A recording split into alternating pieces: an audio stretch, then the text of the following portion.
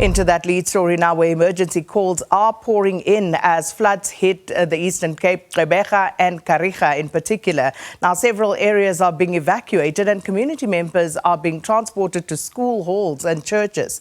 Kwanobuhle is without drinking water as a water plant has been flooded.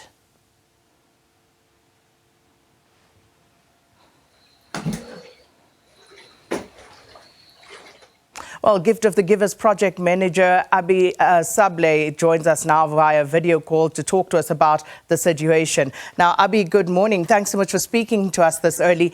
Just give us a sense of what's happening there in Gqeberha and in the Kariega municipalities. What's the situation there? Thank you, Sakina. The calls are pouring in from 3:30 a.m. this morning when the residents of Kariega and the Nelson Mandela Bay Metro reached out to our teams, informing us of the current situation. At 4 a.m. this morning, we had an urgent shock meeting with the Nelson Mandela Bay disaster risk management teams, who informed us they would have to evacuate residents from the Kariega area and the Mission Vale area. The current situation is in Kwanobuhle. The water plant has been completely damaged. There is no clean drinking water in Kwanobuhle. Residents are completely cut off. The areas of Kwazakile, New Brighton, Motherwell, the local informal settlement of former location, they are currently without electricity. Water levels are rising rapidly. Most of the areas are cut off currently. We are trying to get community members to be evacuated in school halls and church halls. We are very grateful in the early hours of this morning to those that have responded by opening up the halls for the residents, especially the Mission Vale childcare centers. The main concern is to get the transportation. Just before I went on this interview, the Nelson Mandela Bay disaster risk management teams reached out to us to ask us for assistance in terms of transportation, as well as they would have to evacuate elderly, women and children to these halls of safety. We have teams deployed from the George area, our teams in the Nelson Mandela Bay Metro. We've deployed 2 additional water tankers from Adelaide, and we have emergency supplies being loaded from our warehouse in East London, all en route to assist the victims of Kariega and the Nelson Mandela Bay Metro. Now, Abi, the South African Weather Service did warn. They issued a level 6 warning yesterday and the day before about this particular incident. But as things stand right now, what is the weather conditions currently like in the Nelson Mandela Bay Metro? There's still heavy rain pouring down.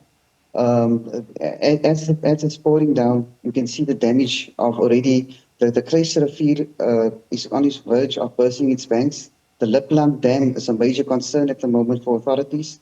We know EMS department and the police diving unit is at the moment in Kariega.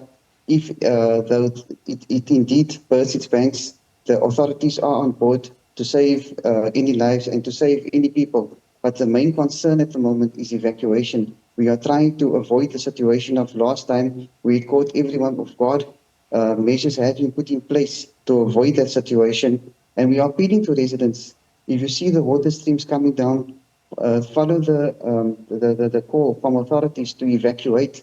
The community halls are being made available, and Gift of the Givers teams will be on the ground to deliver that urgent humanitarian assistance. With our water tankers being deployed into the area, we are urging residents, those that are not going to be evacuated, to not make your way out, as authorities have informed to stay in their homes.